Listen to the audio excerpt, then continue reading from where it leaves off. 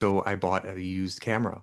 And what I did was I was taking product photography or portraits for the businesses or families that needed actual graduation pictures. And I learned how to use that camera. And it was hard at first, but you can't go back to class once you graduate. So you have to go the old-fashioned way and look up YouTube classes to figure out how to take the right depth for the actual product. So you're always learning, even after school is done. Always keep learning because it's the only thing that's going to make you better. I'm still learning today, 4 years after I graduated, constantly going back.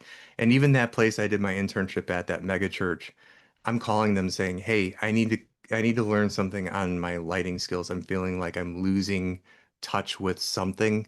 I'll call them and say, do you guys have anything coming up? And um, I might want to do this pro bono. Can I come there and work something pro bono to touch up my lighting skills? Because you'll realize that you're um, trying to be modest with yourself, and you look at some of your photography or your film work and go, I'm losing the edge on something. And go find somebody that you're close to, one of your network people, and say, can I just come and stay up to date on something? It's an excellent way to just to go and spend some time doing that.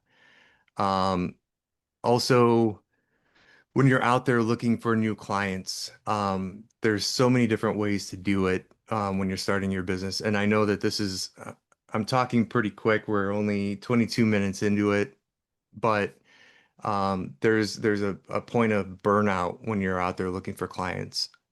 You can't just, I always look at it as like the baseball method.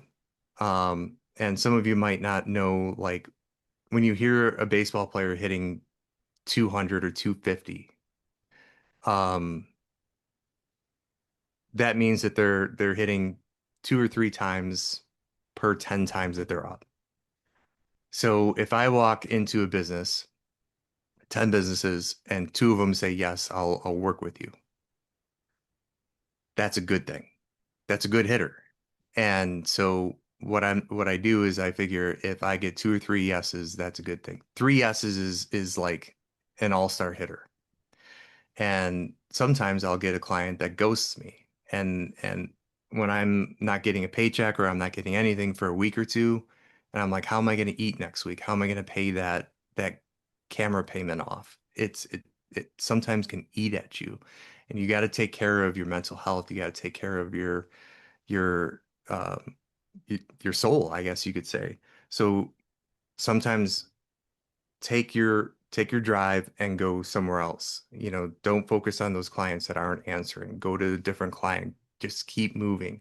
Don't ever stop and just take that focus and look at something else. And the other thing that Claude and I were talking about yesterday is know that probably every time you go out, something's going to go wrong. I can't tell you how many times that I've gone out and here's the thing, because of cost, 9 out of 10 times I am out doing everything. And I have a lot of shoots where I do documentary work and I am not only the host, but the grip, the camera, the lighting, I do everything. And I'll be rushing to the business and setting things up, and all of a sudden my light won't turn on.